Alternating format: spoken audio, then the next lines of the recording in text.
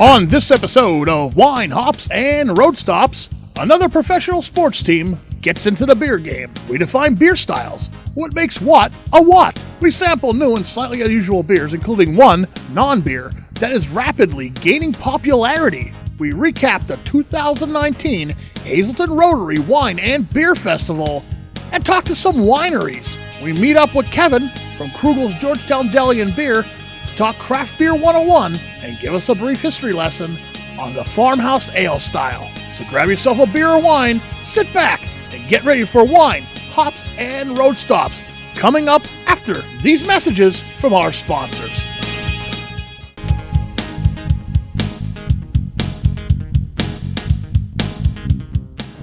So here we are back at the beer stop with my good friend and co-host Alan. Alan, what do we have in front of us today?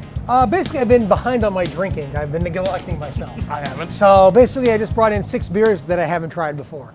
And these are pretty new These releases. are all new within the last week or so to the area. And they run the gamut from being an IPA to a French toast stout to to the new hard latte. I haven't tried them yet, but they're actually making frappuccinos with alcohol. Wow, that's pretty neat. I like that idea. Oh, it is. It is. And what's really neat is they actually have a little bit of chocolate on the bottom, so you actually have to swirl it up a little.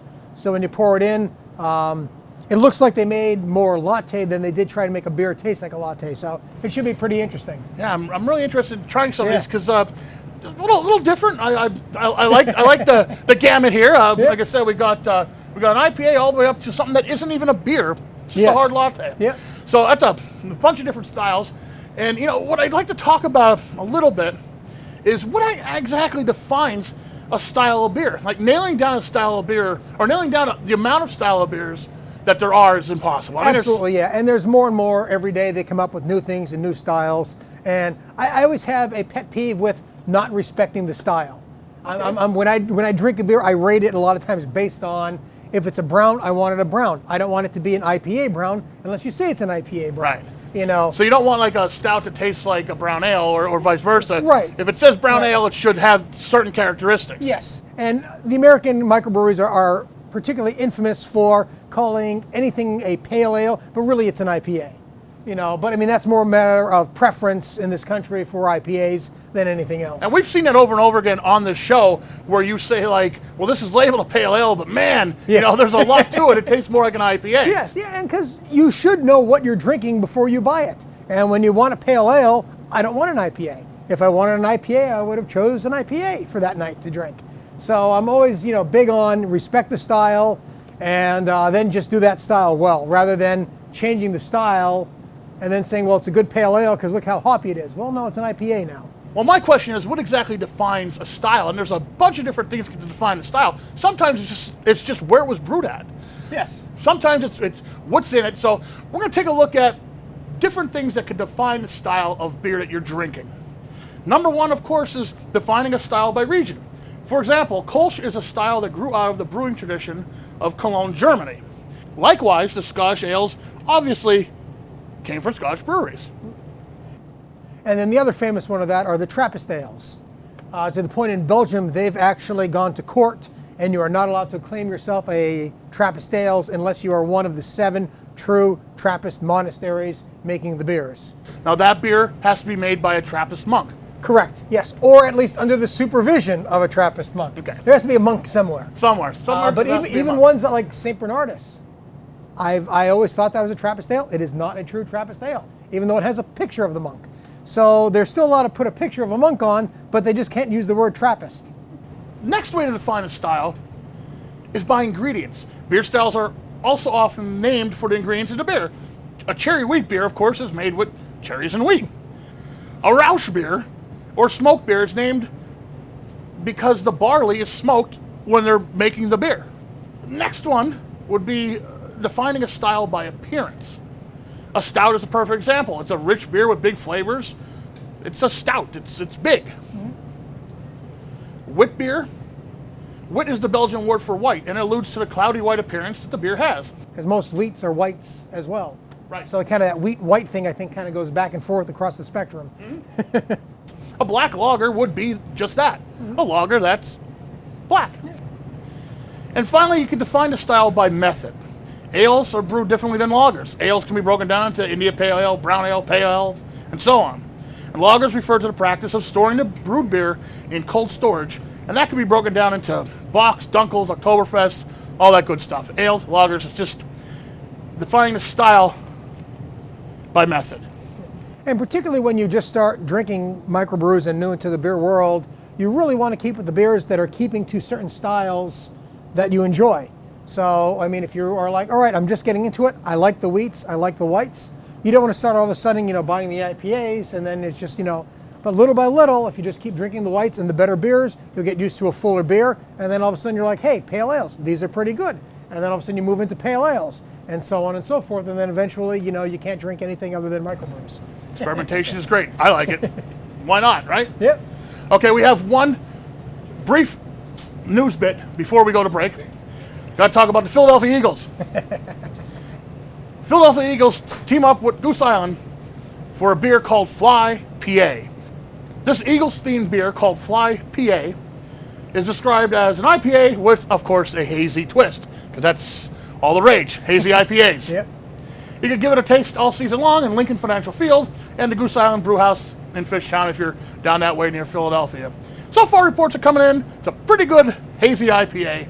What do you expect from Goose Island? Yeah. Well, and let's be honest. I mean, your sporting arenas, your main events, they drink so much beer there that they very easily can get their own brewery to make whatever they want for whenever they want, and probably in one day drink the entire lot of it.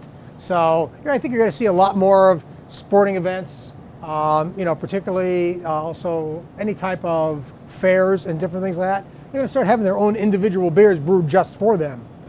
I'm fine with it. Yeah, more the merrier, right? Yeah, absolutely. And it makes it something nice. Now you can only get it there. So if you do try it, let us know what you think of it. Facebook.com/Wine Hops and Road Stops is our Facebook page. Send us a message there. Post there. Let us know if you tried the new Fly PA. See how it is, right? It's the only reason to go to an Eagles game. So when we come back, we're going to try some beers that are all laid out here. Like I said, we're running the gamut from an IPA all the way up to a hard latte. Don't go away. There's more Wine Hops and Road Stops when we come back after these messages.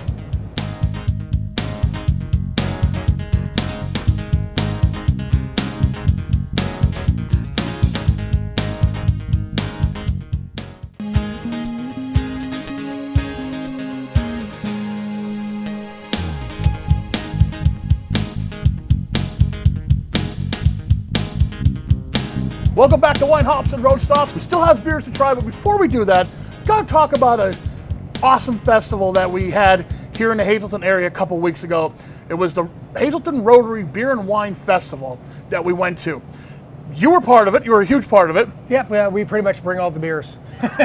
And you did. Your stand had a ton of beers all day. You go and get a different beer. Let's talk a little bit about that for someone who doesn't really know what this festival is. It's been going on for a long time now. This is like year 7 or 8, something like that. Yeah. Well, you've been playing it every year. So yeah, I have actually been doing double duty, performing with my band Ostrich Hat, and then running around with a camera and interviewing people. And I had a great day though. It was a beautiful day. It was actually hot, which we never get hot weather in Pennsylvania. So right at the end of August every year at the Hazleton Babe Ruth Field.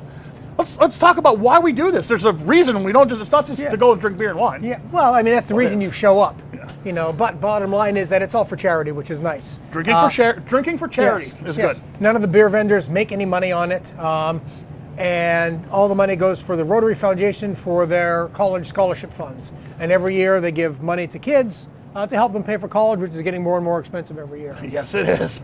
The Wine and Beer Festival has been getting bigger and bigger every year. We had more wineries there. We had more beer. We had a car show. We had a lot of food vendors this year, a lot of craft vendors. I mean, it was a great time, I think. Yeah, absolutely. It keeps getting better and better every year because the more people that come, everybody's having a great time, and then eventually they tell 2 friends and so on and so on. So for the first couple of years, I mean, the first year I think we had 150 people that actually came, which is extremely small. And just year after year, we're over 1,000 people. It just keeps getting better and better every year. And the nice thing is it's a great way to try a whole bunch of wines, a whole bunch of beers. You buy your one ticket, you come in, everything else is free that you drink. And myself, for the beer stop, we bring a table up. I bring about 150 different 6-packs of beer So that way, no matter what time of the day, if you stop by our table, you're always trying something new. There was also local craft breweries there, and a bunch of wineries were there too this year, which was really nice to see more wineries coming and getting involved with this too. Well, he offers everything from dry to sweets. He has the Montepulciano. In the dry, he has Deadhead Red, which is going over pretty good. On the sweets, today we have cranberry, Three Crazy Ladies. He has a watermelon. It's not with us today, but it's selling off the charts. His business is taking off. Today we have a plum wine with us as well, and a new one that's out. It's called Diamond. It's a white wine. Non-stop people coming in line, waiting for wine, and it's just it's great to be out here. The weather's nice, so I think that drew a lot of people in. So, as a winery, we offer a huge selection of wines that are farm to table, and we're located in Berwick, Pennsylvania. So next year, make sure you get to it. We support it every year. And I believe there's already a date set. I could be wrong, but I believe it's August 29th, 2020. We'll see you there. 2020. How about that? Yeah, 2020. The future. We don't have flying cars yet, though. I know. And trips to the moon. When I was in grade school, everybody was saying, by the year 2000, you'll go to the weekend to a moon. I've never been to the moon. How about you? I'd like to go to the moon. Yeah. That'd be nice. Some people say I'm over the moon sometimes. All right, let's get back to drinking. All right. What do we got in front of us? Let's talk about what we have here again. Okay. It's a huge slew of beers. It's a slew of stuff that all came in recently. And all stuff is new to you. And it's all stuff new to me that I haven't tried before. Like I said, I've been behind a little on my drinking. Now that we're getting to a little bit warmer, I'll be home more. So yeah. A little behind your drinking because every time we take a break when we end the season, Alan stops drinking. Yeah. I don't. Yeah. So, got to do something. So let's start with the first one over here. What do we got? This is a Maisel Dunkelweizen, which is a great style. It's a wheat beer, which is the German Weizen. Okay. But Dunkel basically gives it its dark black appearance. Yeah, I was going to ask you about that because it doesn't look like a wheat beer. No, it doesn't. And it's a great beer to start out with for the first time if you're just getting to the microbrews because there's no bitterness whatsoever in this. No. Oh, it's really smooth. There's a lot of malt to it. A lot of malt. Believe it or not, I'm getting a little bit of like sweetness, almost like, I want to say like banana and clove, a little coriander. Yeah. I got to look at this label a little bit better. It's very nice. It's just, it's such an easy drinking beer. I mean, you can even drink this on the beach at 90 degrees on a hot day. That's how smooth it is. Dunkel's Hefeweiss beer. So we got a bunch of names on this label. Well, the Dunkel is just the German dark, and Hefeweizen really is just wheat beer. I don't really quite know what the difference between a Hefeweizen and a Weizen. Well, the side of it says dark wheat beer, and that's exactly what it is. It's a darker. I see. It seems to me like there's more to it than like a normal wheat beer. A little bit more to it. Just that little Dunkel in it just kind of like helps put more stuff in the mash. So therefore, it comes out and it's a little bit fuller on the tongue. But there is no bitterness whatsoever. Great beer to start out with. I'll tell you what, we're off to a great start because that beer was really good. I like it. Yeah. And it's warm out today too, so it kind of feels like I should be drinking something like that. Absolutely, nice easy one. You could polish off 2 or 3 of those without a problem. Okay, next up we got. Next is the new one from Trogs, which is always nice when they come out with something completely new. Thank you, Trogs. This is the Trial by Day Dry Hopped Pale Ale, coming in at 5.5% alcohol. So now we'll see if they respect the style. I mean, great citrus tones to it. Not respecting the style. This is an IPA. Not that it's bad. No, but you're not. It definitely is a higher end, but you're not getting whacked with the hops either. No, you're not. This would I would call this like an all-day IPA, as opposed to like an IPA. Yeah, this is more of a session than anything. Yeah, because really, session IPAs and all-day IPAs are nothing more than pale ales in the American market weren't selling well. So I think they just renamed them session IPAs and all-day IPAs because hopheads like yourself see IPA and you instantly want to drink it. I do instantly want to drink more of that because that's really good. It is really good. It is really good. It's more hoppy. It's more hazier. It's more hoppy, more hazy than than your normal pale ale. Normal pale ale, yeah. So, going by what you said before, I would say it's not really respecting the style of a pale ale, but it's still a good beer. Yeah. It's not all the way. It's not crazy IPA. No, it's not like a double dry hop. Shave your tongue. It's so dry. It's nothing like that. No. But great citrus tones. Yeah. I mean, you really get that, especially in the nose. In our sip. Yeah. Yeah, there's a great great nose on it. Yeah. And if you're a Trogs fan, this one, hurry up, get out, because it might even be gone by the time this airs. Oh. It's kind of really one of their one and dones. It's not even a seasonal.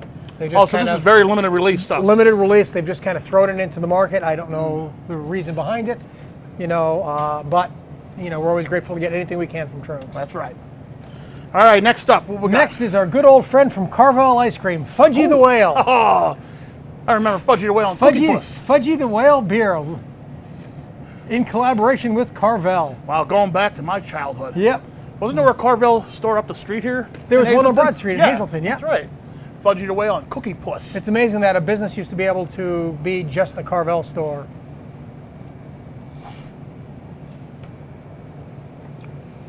Yeah, it has a nice sweetness to it, like But not overly where you're like... a milky mouthfeel, I'll call Yeah. it. It's good. I can't drink that all night, but it's good. Yeah, I don't know if I'd call it ice cream beer, though. No, but enough. Yeah, it's just dark, roasty, and fudgy.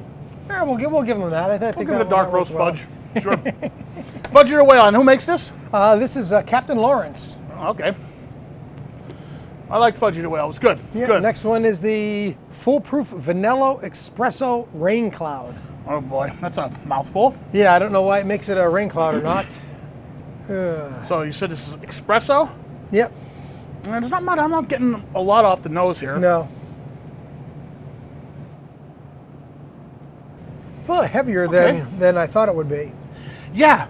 It's it's a thicker mouthfeel than I was expecting. Yeah, and definitely coffee, Yeah, there's sledgehammer a lot, coffee. Yeah, there's a lot of coffee in there. Yeah. So espresso is definitely the route on that. So who makes this one? This is Foolproof, which I haven't had, from out of Pawtucket, Rhode Island, Oh, okay. where I went up to college there. So I think we need a little palate cleanser after those. Okay. So just gonna drink the IPA, right? Yeah. Okay. Yeah, that's always We're good not to gonna get. cleanse our palate with water like you Yes, should. because the next one is the French toast. So I didn't want to kind of leave any of the coffee residue in there. This is from Wicked Weed, Imperial Stout with cinnamon, vanilla, and maple syrup. Now, we've had some Wicked Weed stuff before. It's Yeah. a really good brewery. They're usually really good at making stuff like this. Yeah, it smells like French toast. Wow.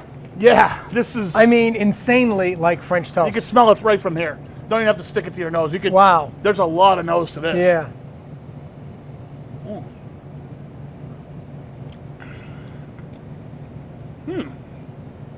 Tastes like French toast. Tastes like you put French toast in a blender, added some Yeah, a alcohol to it. Yeah, a little cinnamony. I don't really get any vanilla out of it, but definitely a little sweet, right? Yeah. Some maple. Yeah, there's like maple syrup kind of taste to it. It's pretty good. Again, this one will be one and done for me. This But- is a sharing beer. Yeah. Yeah, everybody will have fun while we're drinking maple toast. Do you want any more? No, I'm good. It's interesting though. I would probably, one and done for me. But good beer. Interesting if you want to drink French toast. Yeah, yeah.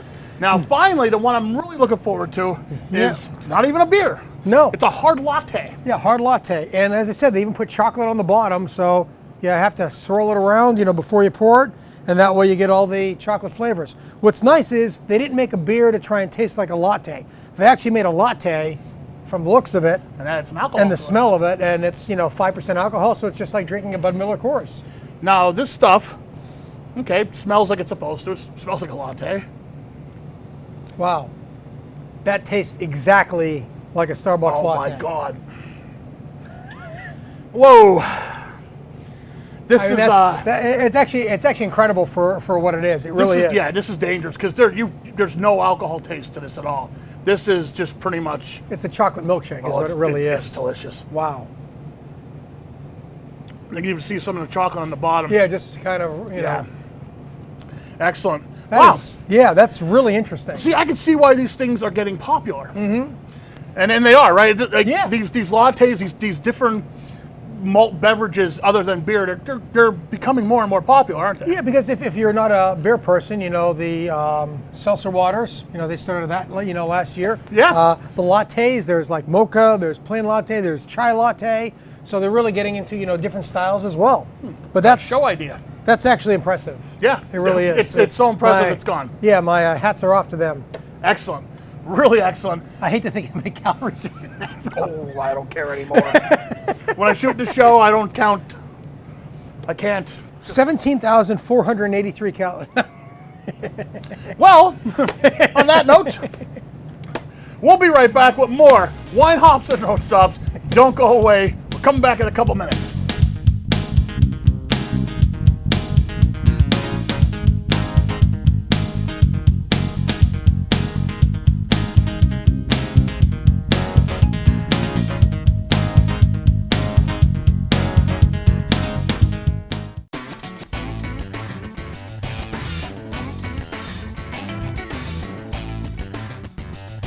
On Wine, Hops, and Road Stops, we throw a lot of terminology at you. So this segment right now, Craft Beer 101, it's going to get you a little bit more used to the terminology we use. And today, we're going to talk about farmhouse ales. A farmhouse ale, at its core, is the original homebrew beer. I like that. So farmers would brew beer on basically what they grew. Right. Usually starts with grain, right?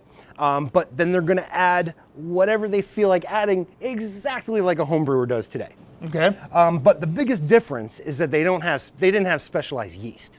One of the things you may not realize is that every breath you've ever taken in your entire life has been a soup of yeast and all kinds of other biologicals. All kinds. So they're completely harmless to us, but when it comes down to beer, you'll hear terms like wild ale or open fermentation or things like that. And really, open fermentation is exactly what it sounds like. They put all of the ingredients in the beer, right? Your malts, your hops, whatever else you're putting in there, all your fermentables, and you're exposing it to the air. In the beginning, they had no idea what yeast was.